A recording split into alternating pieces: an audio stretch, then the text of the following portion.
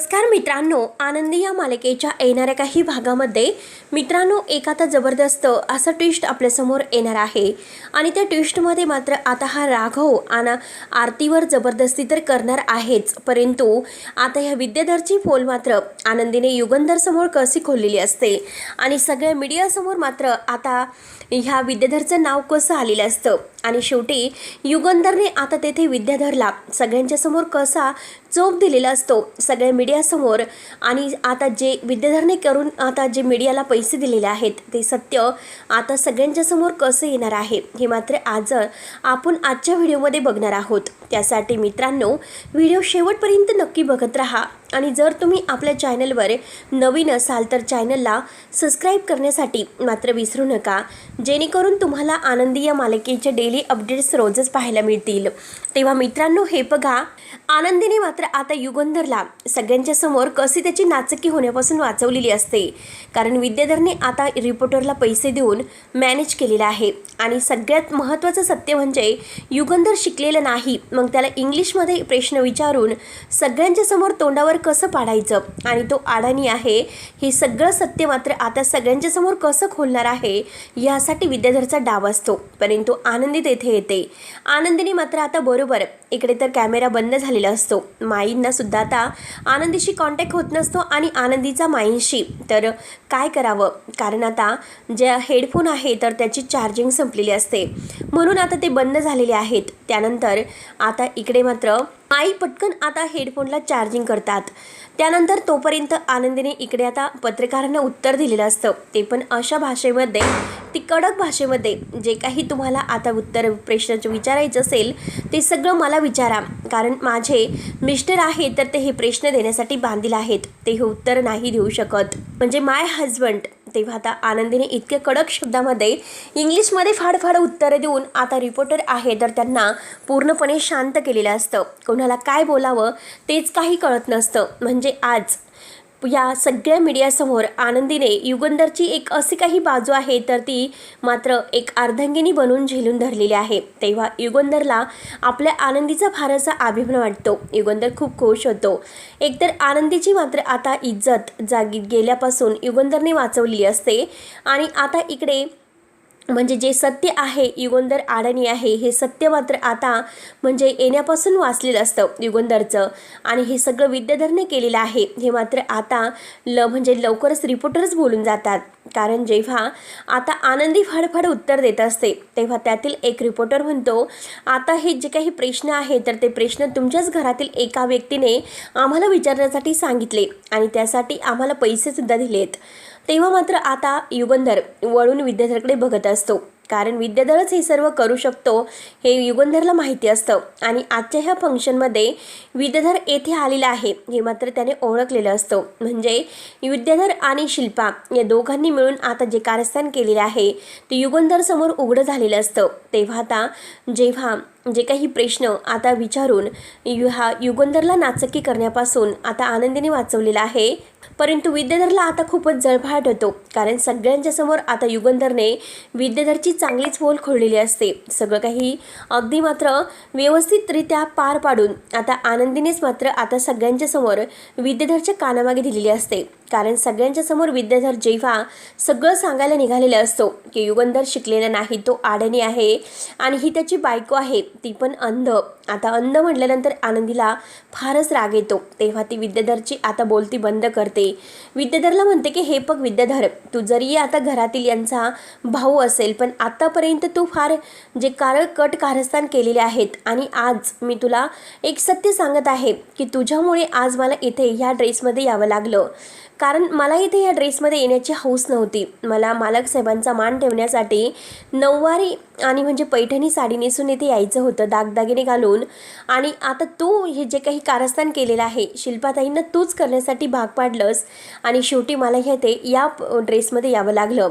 आज मालक साहेब होते म्हणून त्यांनी सगळं सांभाळून घेतलं, परंतु आज तरीसुद्धा तू आमच्या दोघांची नाचक्की करायला निघालास, मालक साहेबांची जे काही आता ही अब्रू आहे ती वेशीवर टांगायला निघालास। आजपर्यंत मालक साहेबांनी तुला तुझ्याबरोबर किती म्हणजे तुला मदत केलेली आहे, तुला काय म्हणजे नको काय हे, पण तरीसुद्धा तुझे कारस्थान क्षण काही थांबायला मोकळे नाहीत. म्हणून आता विद्याधरचा सगळ्यांच्या समोर इतका अपमान केलेला असतो आणि आनंदीने विद्याधरला तेथून लाथेने तुडवत म्हणजे बाहेर काढलेलं असतं. कारण आज मालक साहेबावर तू बोट दाखवायला निघाला. तुझी लायकी तरी आहे का मालक साहेबांसमोर उभी राहण्याची? तू तर त्यांचा भाऊ आहे आणि भाऊ म्हणण्याच्या सुद्धा योग्यतेचा नाही. तेव्हा युगंधर म्हणतो की विद्याधर तर हाच लायकीचा आहे, कारण जे काही तो करत असतो ते प्रत्येक कटकारस्थान करूनच करत असतो. म्हणून मात्र आता सगळ्यांच्या समोर आनंदी आणि युगंधरने विद्याधरचा अपमान केलेला आहे आणि त्याची गचंडी धरत त्याला बाहेर काढलेले आहे. तेव्हा सगळ्यांच्या समोर त्याचा खूपच अपमान होतो आणि त्याला या सोहळ्यातून बाहेर काढले जातं ह्या कार्यक्रमामधून. त्यानंतर मात्र आता इकडे मात्र आता हा राघव हा आरतीच्या खूप जवळ येण्याचा प्रयत्न करत आहे. त्याला असं वाटतं की आरतीचा फायदा घेता येईल म्हणून तो आता रूममध्ये सुद्धा आलेला आहे डिझाईनच्या बहाण्याने आणि आरतीशी जो जवळीक वाढवण्याचा प्रयत्न करत असतो. पण तेवढ्यात त्याने आरतीचा हात धरून आता तिच्या अंगावर सुद्धा हात टाकण्याचा प्रयत्न केलेला आहे. तो तिच्यावर जबरदस्ती करणार. तोच तेथे मात्र आता पृथ्वी येणार आहे, कारण आता याने एकट्या आरतीला बघून मात्र सगळं म्हणजे हँडल करण्याचा प्रयत्न केलेला असतो. कारण तो विचारतो की पृथ्वी सर कुठे गेलेत, ते दिसत नाही. तेव्हा आता आरती म्हणते की पृथ्वी सर मुंबईमध्ये बाहेर फिरायला गेलेले आहे. त्यांच्या बाबांसाठी काही शॉपिंग त्यांना करायची आहे आणि ते बघून मात्र आता राघवला असं वाटतं की हाच चान्स आहे, कारण आता आरती आपल्या कब्जामध्ये येण्यासाठी आणि तिला म्हणजे असं काहीतरी करून आपण आपल्या एक चान्स तिच्यावर मारू शकतो. राघव तर असा म्हणजे गेलेलाच असतो आणि तो लगेच आता आरतीच्या जवळ येऊन तिच्या जवळीक वाढवण्याचा प्रयत्न करत आहे. परंतु आता मात्र तो आरतीवर जबरदस्ती करून तिच्यावर अगदी जबरदस्ती करत आहे. तिच्या म्हणजे अंगावर येण्याचा तो प्रयत्न करतो. त्याच वेळेस मात्र आता आरती जोरजोरात ओरडत असते. आरती म्हणते की राघव सर हे काय करतात तुम्ही? मूर्ख आहात का तुम्ही? मी तुम्हाला आता म्हणजे इथे डिझाईन्स बघण्यासाठी बोलवलं होतं, तुम्ही काय करता? सोडा मला. तर आता राघव काही तिला सोडायला तयार नसतो. राघव तिच्यावर हात टाकतो आणि तिची इज्जत घेण्याची तो प्रयत्न करतो आणि त्याच वेळेस मात्र आता तेथे पृथ्वी आलेला आहे. पृथ्वीला आता ही सर्व बघून फारच राग येतो. पृथ्वी रागाने मात्र आता लगेच त्या राघवला त्याची गचंडी धरतो आणि त्याची गचंडी धरून मात्र आता तो बाहेर ढकलतो. तेव्हा राघवला तो बेदम मारत असतो. तर आरती म्हणते की हे बघा राघव सर, आता जे काही केलंच ना तुम्ही तर ते चांगलं नाही. आज तुम्ही माझ्यावर म्हणजे माझी इज्जत घेण्याचा प्रयत्न केला.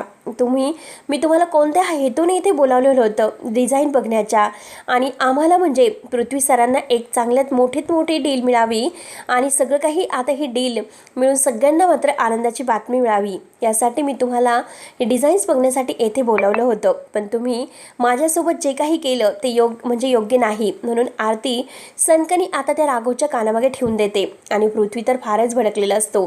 पृथ्वी आता आरतीला म्हणतो की मी तुला म्हटलं होतं की माझ्यासोबत चल म्हणून, पण तुला यायचं नव्हतं आणि आता बघितलंस ना, आता जा ना त्या राघवच्या मागे. तो राघव काय करत होता तुझ्यासोबत? आरती फार रडत असते, ती घाबरलेली असते. तिला काय करावं तेच काही कळत नसतं. आरती मात्र आता पृथ्वीच्या डायरेक्ट मिठीत येऊन पडते. पृथ्वीला म्हणते की पृथ्वी सर खरंच थँक्यू, आज तुम्ही होतात म्हणून मी वाचले, नाहीतर ह्या राघव सरांनी माझं काय करून ठेवलं असतं माहिती नाही. मी कुणाला तोंडसुद्धा दाखवण्याच्या लायकीचे राहिले नव्हते. आज तुमच्यामुळे खरंच मी वाचले. तेव्हा आता पृथ्वीच्या ती घट्ट मिठीत असते आणि पृथ्वी म्हणतो की हे बघ आरती, मी तुला जे काही सांगतो ते योग्य सांगत आहे. मला तुझी काळजी आहे म्हणूनच मी तुला सांगतो की कुणाच्या जवळीक जाऊ नको, कुणाच्या जवळ अगदी जो काही परका माणूस आहे इतक्या पुढे करू नकोस. आता जे मी कंपनीचा ओनर आहे, मी तुला समजवण्याचा प्रयत्न करत होतो, परंतु तुझ्या डोक्यात येईल तेव्हा आरती फार घाबरलेली असते. तेव्हा पृथ्वी तिला धीर देतो, पाणी पिण्यासाठी देतो आणि म्हणतो की हे बघ आरती, आता माझा कोट घाल आणि माझा कोट घालून आता व्यवस्थित अगदी स्वतः शांत हो आणि शांत झाल्यानंतर प्लीज आता तुला बरं वाटेल, तू काही काळजी करू नको. तेव्हा आरती म्हणते की पृथ्वी सर, आज जर तुम्ही नसतात तर काय झालं असतं माझ्यासोबत? मी खरंच फार मोठी चूक केली, मी असं करायला नको होतं. म्हणून मात्र आता आरतीला तो शांत वगैरे करतो आणि आरतीच्या अंगावर कोट वगैरे घालून तिला शांत करत असतो. तेव्हा आता लगेच तो राघव रागाने बघतो. राघव म्हणतो की बघूयात तुम्हाला कसे डील मिळते. तेव्हा आता पृथ्वी त्याला म्हणतो की हे बघ, आम्हाला डीलची गरज नाही. तुला जर डील द्यायची असेल तर डील दे, परंतु आता मात्र मला डील वगैरे काही नको. परंतु आरतीवर हात टाकला मी तुला जेलमध्ये टाकू शकतो, किती काही झालं तरी आज मी तुला नाही सोडणार. म्हणून मात्र आता तो राघववर खूपच भयंकर चिडलेला असतो. त्यानंतर मात्र आता इकडे आनंदी आणि हे युगंधर दोघं एकमेकांबरोबर इतके खुश आहे आणि आता सगळ्यांच्या समोर मात्र अभिमानाने युगंधरने आनंदीचा हात धरलेला असतो आणि आनंदीच्या बाबतीत जे काही आहे ते सर्व सत्य जगाला सांगितलेलं असतं मीडियासमोर. आनंदी काय आहे आमच्यासाठी, आनंदीने आत्तापर्यंत काय काय केलेलं आहे हे सगळं काही मात्र सगळ्यांना सांगून आज सगळ्यांना त्याने दाखवून दिलेलं असतं की खरंच आनंदी म्हणजे काय चीज आहे. आणि तेवढ्यात मात्र आता जे काही ते मीडियासमोर विद्याधरने सांगितलेलं असतं की आनंदी अंध आहे. अंध असल्याचं सत्य मात्र आता युगंधर समोर आलेलं आहे. तेव्हा युगंधरला जेव्हा आता कळतं की आनंदी अंध आहे तेव्हा तो मीडियाला म्हणतो की तुम्ही काय बोलतात, आनंदी आणि अंध कसली, तुम्ही काय नक्की खोटं बोलत आहात. तेव्हा आता आनंदी म्हणते की नाही, मी अंध वगैरे नाही, कारण मालक साहेब आहेत ना, मालक साहेब माझ्या पाठीशी खंबीरपणे उभे आहेत, मग मला कसली गरज आहे. तेव्हा आता युगंधर आणि आनंदी दोघंही एकमेकांच्या जोडीने सोबतच आता हे जो काही बक्षिसाचा सोहळा आहे तर तो पार पाडतात आणि आनंदाने ते बक्षीस स्वीकारतात. त्यानंतर इकडे पृथ्वीने मात्र आता त्या राघवला धडा शिकवलेला असतो, त्यामुळे ते डील मिळणं जरा कठीण असतं. परंतु काही क्लायंट आहे तर त्यांनी राघव सणांना न जुमानता आता ही डील फायनल केलेली असते आणि शेवटी आता ही डील फायनल करून आता एक खूप मोठं कॉन्ट्रॅक्ट मात्र मिळालेलं असतं. त्यासाठी आता मात्र अशी काहीतरी म्हणजे पार्टी घरी ठेवलेली आहे, कारण आता युगंधर आणि ही आनंदी घरी येण्याच्या अगोदरच आता ही पार्टी धुमधडाक्यातच त्यांना सरप्राईज पार्टी म्हणून द्यायची आहे. म्हणून मात्र आता माई आणि बापू यांची जोरदार तयारी सुरू असते. शिर्केंनी सगळे अरेंजमेंट केलेली असते, पण त्यात म्हणजे आता तेथे पृथ्वीसुद्धा आरतीला घेऊन येणार आहे आणि आता जे काही झालेलं आहे आरतीच्या म्हणजे इज्जतीवर जो काही म्हणजे डाग लागण्याचा प्रयत्न केला गेलेला आहे तर त्यामध्ये मात्र आता पृथ्वी हा आरतीला वचन देतो, आरती हे बघ, मी तुझ्यावर मनापासून प्रेम करतो, मी तुला नाही सोडणार. म्हणून मात्र त्याने आरतीला लग्नाचं वचन दिलेलं असतं आणि लग्नाचं वचन देऊन तो आरतीला घरी घेऊन येणार असतो. त्यानंतर मात्र आता जो काही सोहळा पार पडलेला आहे त्यामध्ये आनंदीने असं जगावेगळं जे काही आता हे करून दाखवलेलं असतं, त्यामुळे युगंधर तिच्यावर खूप खुश असतो आणि युगंधर तिला आता उचलतच घरी घेऊन येतो. परंतु आता आनंदीने मात्र एक शर्त अशी ठेवलेली असते की शिल्पाताईंना जर या घरात आणायचं असेल तरच मात्र आता ही पार्टी मी करायला तयार आहे. म्हणून शिल्पाताईला परत घरात आणण्यासाठी आनंदी मात्र आता आश्रमात जाणार आहे आणि शेवटी युगंधर परवानगी देतो आणि शिल्पाला घरी येण्याची परवानगी दिल्यानंतर आता हा विद्याधर फारच भडकलेला असतो. विद्याधरने मात्र ठरवलेलं असतं की काही झालं तरी आज या आनंदीचा स्फोट मी घडून आणणार आहे. या पार्टीमध्ये असं काहीतरी मी धमाका करणार आहे की त्या आनंदीचा स्फोट होईल. म्हणून त्याने फ्लाईटची काही तिकीटं मागवलेली असतात. त्याच्या डोक्यामध्ये आता वेगळाच काहीतरी प्लॅन असतो की फ्लाईटचे तिकीट मागून नक्की हा काय धमाका करणार आहे, कारण शिल्पाला घराच्या बाहेर काढलेलं हे त्याला जेव्हा कळतं तेव्हा त्याचा राग अनावर होतो. परंतु आता धनश्री मात्र नक्की काय करते, तेव्हा आता पुढे नक्की काय होणार आहे हे आपण पुढच्या उद्याच्या व्हिडिओमध्ये बघणार आहोत. त्यासाठी मित्रांनो पुढे काय होतं हे बघायला विसरू नका. तोपर्यंत धन्यवाद.